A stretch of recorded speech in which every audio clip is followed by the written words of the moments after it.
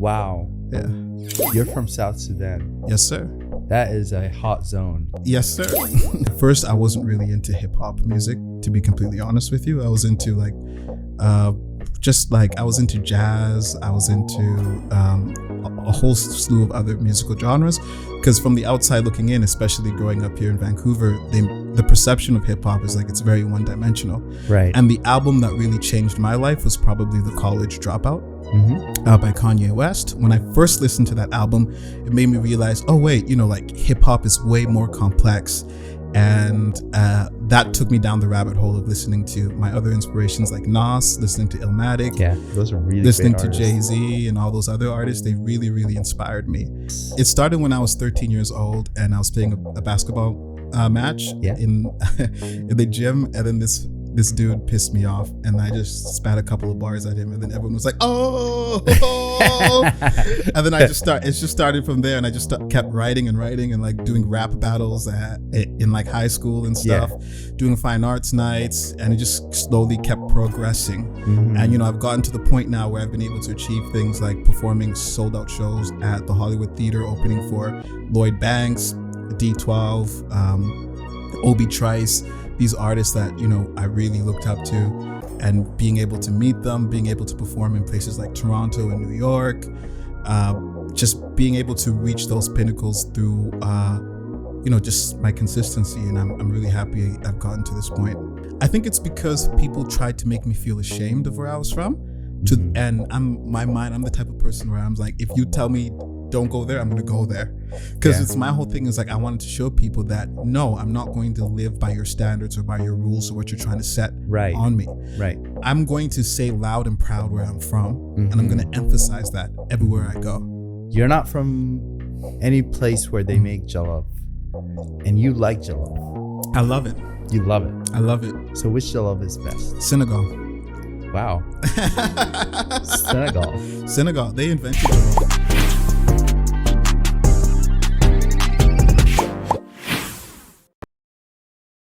Hi guys, welcome to Jollof and Journeys. I'm Black Montana, and today we have Lazarous. Nice to see you. Nice to see you, man. Yeah. He is a rapper. Yes, sir. From South Sudan. From South Sudan originally and Uganda, but I grew up in the Vancouver area since I was 4 years old. Yeah. Wow. Yeah.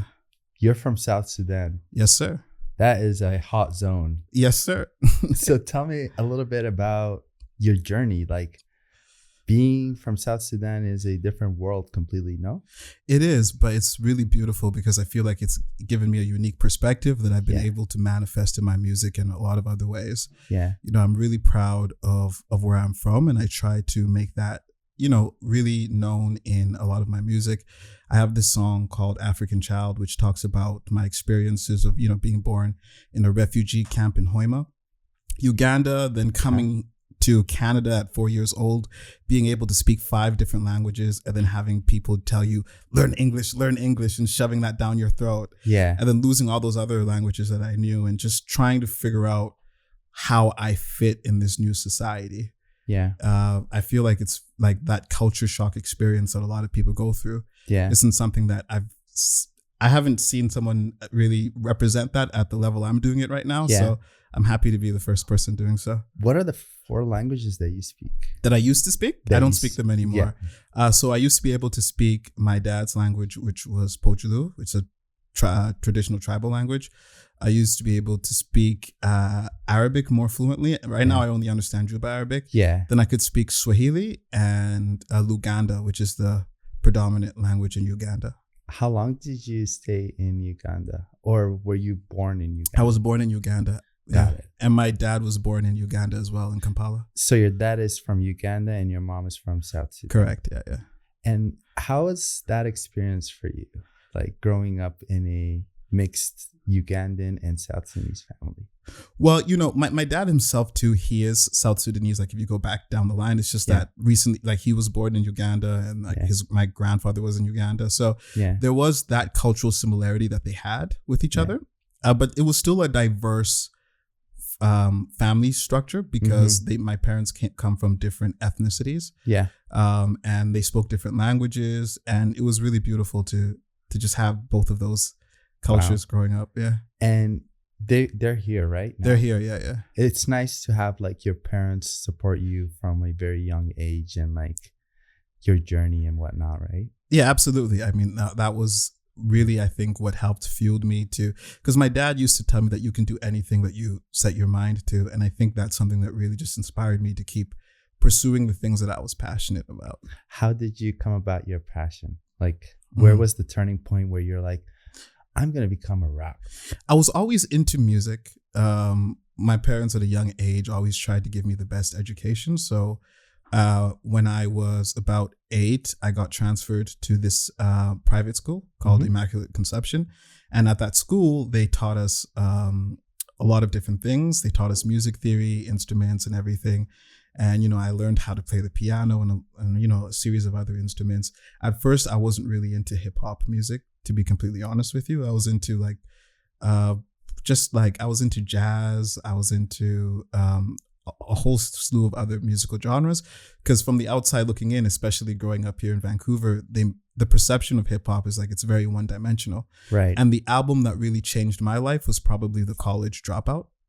By Kanye West. When I first listened to that album, it made me realize, oh wait, you know, like hip hop is way more complex. And that took me down the rabbit hole of listening to my other inspirations like Nas, listening to Illmatic. Yeah, those are really listening great to artists. Jay-Z and all those other artists. They really, really inspired me. And I also just loved writing poetry as well. So to me, hip hop felt like the ultimate form of self-expression where you're combining, you know, music with poetry together in unison. And how did it start? Like, when was your first like drop, or how did it just? It started when I was 13 years old and I was playing a basketball match in the gym, and then this dude pissed me off and I just spat a couple of bars at him, and then everyone was like, oh. And then it just started from there, and I just kept writing and like doing rap battles in like high school and stuff, doing fine arts nights, and it just slowly kept progressing. And you know, I've gotten to the point now where I've been able to achieve things like performing sold out shows at the Hollywood Theater, opening for Lloyd Banks, D12, Obi Trice, these artists that, you know, I really looked up to, and being able to meet them, being able to perform in places like Toronto and New York, just being able to reach those pinnacles through, you know, just my consistency. And I'm really happy I've gotten to this point. Wow, that's very inspirational. Yeah. And how do you feel like you bridge between South Sudan and your music? Because you said you try to make it known that you're from South Sudan.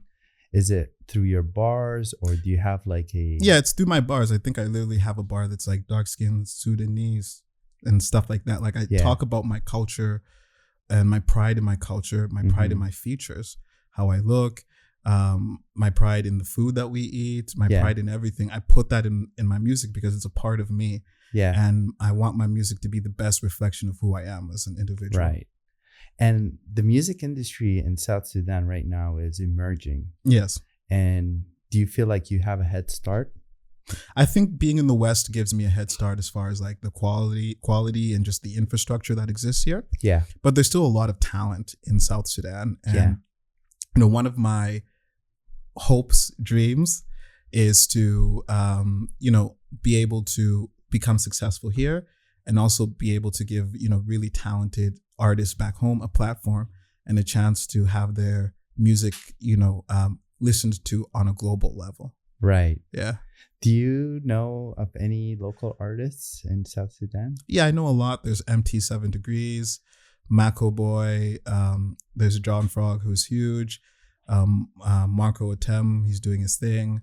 Ali Joma. Have you collaborated? Hard Life Avenue Stars, yeah. You started collaborating with them? I am in the process of collaborating with some of those people, yeah. Wow. Yeah. Wow. Where do you see yourself with your music going? To Toronto, actually, next year. Yeah? I have an EP dropping in 2025. Then I'm moving over to Toronto. I have a series of videos that are going to drop. The first of which is going to be the video For the Light, which is a banger song. Shout out to my buddy Kelsey Tobin, who filmed that video for me. It was really fire. I wanted to talk about that a little bit. The EP is going to be called Bay Street Blue, and the emphasis is on blue. If you watch the video, in the video, the whole video was shot in monochrome, and the only color that is highlighted is the blue color. And the reason why that is because to me, the whole album, the color blue represented sort of the tone and mood that I was in at the time. Yeah. And blue just for me was just a very raw and real color. And it was representing sort of the emotion I was feeling and trying to get out of the current situation I was at the time. Yeah. And I just really wanted to translate that into the music and the visuals. Yeah. I feel like blue is a Sunni's favorite color because even with like the events that took place in 2019, I think a way where people kind of signified their support of what was going on was to switch their profile photos to blue as well. To blue. Yeah. So I was kind of like one of those people who also changed my profile photo to blue. So it's kind of nice to know that like there's a Sunnis artist or South Sunnis, which one? It's all the same. Yeah, to it's me. all the same. Like it's just all the politics that kind of like differentiates everyone over there. Yeah. But it's kind of nice to know that there's a whole song dedicated to that. Yeah, there's a whole EP dedicated to that. There's whole project. EP too. Yeah. And when is your next? Are you gonna be dropping out an EP next year, or are you gonna like give us a little snippet of it? Or? So the Light song is gonna already be out on the 21st of December, 2024. And then there's going to be another single that's going to be dropping in February of 2025. And then after that, the EP will be dropped. I don't want to give the date yet, but it's a surprise. Surprise, yeah. Nice. We'll keep it that way. And did you first move out here to Vancouver or? Yeah. I've been growing up here since I was 4 years old. Yeah. And how does it feel now that like you're leaving Vancouver? It's definitely scary to leave the place that you grew up for the majority of your life. But I've been fortunate enough to be able to travel to many other places in the world. Mm-hmm. I've been, as I mentioned, I've been to Seattle, I've been to New York, but I've also been to Kigali, Rwanda. I've been to Istanbul, Turkey. It's a beautiful place. I've been to Brussels. So I've been to a lot of different places in the world. And I know how to adjust to a new area and a new location. It's going to be weird not having this as my home base, but I'm sure I'll get adjusted to it. And I'm super excited to just get involved in the Toronto scene. What's your take on the music scene in Vancouver? I think it's amazing. I think it's really talented. And I think we need a breakout artist. And I think I'm going to be that breakout artist. That's what's up, man. Let's hope for that. Yeah. And when you get to Toronto, do you have any plans on kind of like taking it to the next level? Are you going to team up with like local artists? Or? Oh yeah, absolutely. I mean, I've already laid out an infrastructure. In the New York trip, it wasn't just a trip for leisure. We did performances. We networked. I literally went to labels, record labels, dropping off demos, getting phone numbers, sending emails back. We somehow snuck into the office for 300 Entertainment. The dude saw us. He's like, "How did you get in here?" But like, yeah, so we snuck in there and I did a freestyle for him. He fucked with it. And, so I have a whole plan laid out for when we're in Toronto. The idea is to be in Toronto, to be as close to New York as possible. And there's just going to be some big things that happen, some things I can't talk about right now, but I'm talking to some labels and I'm really excited for next year. Yeah. Man, if you blow up, don't forget about us, eh? Of course not. Man. Shout out to Jollof and Journeys. Yeah, man. I can see a little talent going on over here. Yeah. So you want to give us a little bar that we could like? Yeah, you want me to give you a freestyle? Yeah, something. Okay. Yeah. After death, got a spark of life. When I rhyme, bringing Pac to life. It's me against the world for the profit height. They claiming that it's hard, but the process light. These ain't even bars. This what Lazarus like. I ain't play guitar, but I'm Hendrix hype. Cause when I spit a bar, got them rappers psyched. Yeah. All right. Aim for top 5. Resting or alive, I'ma cross borders and the visa gonna arrive. We gon' pop bottles, get the models in our ride. Pop up at the Grammys, I ain't wearing suit and tie. I'ma come through with Contenge pattern vibes. I be in Brazil, got a Sai on the side. Black Bezos, got $1 billion on my mind. When I'm in the Amazon, that'll mark a prime. I'ma be in Legacy in Bangor all the time. Thanks to the bangers that I'm making with the rhymes. Just like the sun in Kampala, I'ma shine. Land out in Juba, thanks to all the family ties. To the letter I'ma rise. Chasing after bags so the pain will minimize. Listen, what'll be, nigga, it'll be. Won't stop till the day I'm free. I can keep going. Wow. No, man. Yeah, that's talent. You know, if you want to know like a good artist, you just ask them to freestyle. If they're able to kind of come up with something real quick, you know there's a talent behind that. Like, and not necessarily, but I get what you mean. And you know, for me, I usually in music, I try not to lead with the technicality of it. I try to lead with emotion first. Yeah. So a lot of my songs and a lot of my music is very emotion driven. Mm-hmm. And I feel like that's what, at least the people who are into my sound and who are into my music, I think that's what they appreciate the most, is just the rawness that they hear in it, because everything is fueled by the emotion that I was feeling at that time. Yeah. Yeah. The time you came here, I'm sure you were one of the few Black people around in Vancouver. Yep. Tell me a little I struggled. Yeah. Until all of y'all came, and then I was better. No, I'm kidding. It was honestly, man, I dealt with a lot of racism. It was like a fight. It was a strong ass fight. I remember like living in a townhouse and having like little kids my age being like, it's called British Columbia, not Nigger Columbia. And shit like that. Wow. Like, so from like elementary school to high school, constantly, continuously going through there, feeling like I had to prove myself, disprove stereotypes. But, you know, I'm glad, I think we're not in a better place now, but I think that, first of all, I think finally people are having the conversation, because one of the challenges back in the day was people had this facade where they're like, oh, we're not like America. There's no racism here. There is racism here to the same level that exists in America. Mm-hmm. So I'm happy that people are now just being real about that conversation. Now, the other side of it is, do I think it's getting better? Compared to the past, I do think it's getting better, but I don't think it's at a good state. Mm-hmm. I still think that Black people are still looked at as like a caricature. They're not looked at as individuals here. And I think that's going to take some time. The community needs to grow, but I am starting to see some signs of real change. Yeah. And it's easy for you to say that you're from Vancouver. Yeah. Because you've been here for pretty much your whole entire life. Like right. Moving out of South Sudan at 4. So many people would take that avenue and be like, yeah, I'm from Vancouver. Yeah. Like, yeah. But what makes you kind of hold on to that identity? I think it's because people tried to make me feel ashamed of where I was from. Mm-hmm. And I'm the type of person where I'm like, if you tell me don't go there, I'm going to go there. Because it's my whole thing is like, I wanted to show people that, no, I'm not going to live by your standards or by your rules or what you're trying to set on me. Right. I'm going to say loud and proud where I'm from. Mm-hmm. And I'm going to emphasize that everywhere I go. Yeah. And Sunnis people are kind of like very proud people. And like, if you tell a Sunnis person to go and pray in a way where, you know, praying, maybe it's good for them, but if you ask them to go and pray, they wouldn't go and pray just because of the way you asked. Yeah, just because of the way you asked. Yeah. So like that kind of, that African pride is in you. And yeah, definitely. It's hard to take, especially like when you're from South Sudan. That's like really, really African. You can't dispute that. Exactly. So you're like, I'm not gonna like dispute the fact that I'm from South Sudan. No. I'm gonna embrace it, and I'm not gonna budge, and I'm not gonna try to fit whatever mold you want me to fit into. Yeah, that's really good. Yeah. And how do you feel like this change has come so far?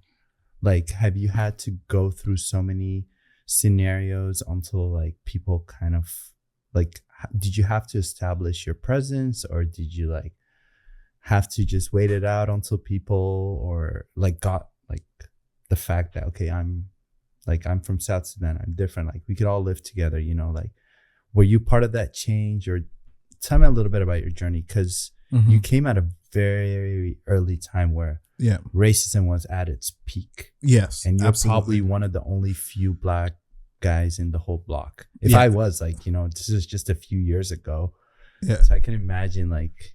Yeah, I mean, it was good for a little bit because I just, the interesting thing is like for the first few years we were here, there was a little pocket in New Westminster that was just full of Sudanese people, all living in the same area. So that made it easy for the first couple of years. And then, of course, they all moved out to Alberta because it became too expensive to live here. Yeah. And they all spread out to different parts of the Lower Mainland. So when that happened, it just became very difficult from then onwards. And I think your question was like, how have I seen the changes, or like specifically? Like, have you been part of that change? Or have I been part of that change? I feel like I have been. I feel like in as much as I hate to say it, because there's not that many of us in here, each one of us is sort of a representative of us to the people that we are introduced to. So I feel like I've everywhere I've gone to, I've tried to, be a good representation of, I guess we can say, Black Vancouverites. Yeah. And in general, or what, I've always tried to say, Black people are not a monolith. We're very diverse, but also, the stereotypes aren't true, and just trying to emphasize the fact that Black people are just as diverse and complex as any other group of people, and as interesting as any other group of people as well too.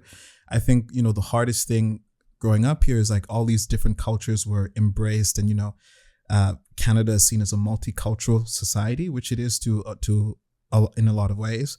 And I feel like for the longest time, especially in my adolescence, the African aspect of that wasn't as emphasized. But now I'm starting to see, Canadians in general embracing the African ingredient in this multicultural fabric that we have created. Nicely laid out. Yeah.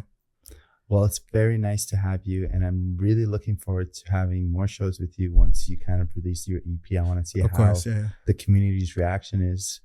Have you ever had like jollof rice? I have, yeah. So what are your thoughts about jollof, like in general? I think it's delicious. I love jollof, yeah. Have you tried the Nigerian or the I've tried all types of jollof. And okay, so you're the perfect person to ask. Since like you're not from any place where they make jollof, and you like jollof. I love it. You love it. I love it. So which jollof is best? Senegal. Wow. Senegal. They invented jollof. Really? Yeah, they did. Yeah. Google it. I thought it was invented by Nigerians. No, it was invented by the Wolof people of Senegambia. So that's probably where you could find the really, really OG jollof. Yep. Probably gonna try it before I judge. You gotta, man. You gotta try. Find a Senegalese person to make you some of Senegalese, or a Gambian person. So it's like, because it's like Senegambia, Senegal and Gambia. Yeah. Yeah. Yeah. Well, nice having you, man. Of course, see you soon. Thanks, bro. Of course.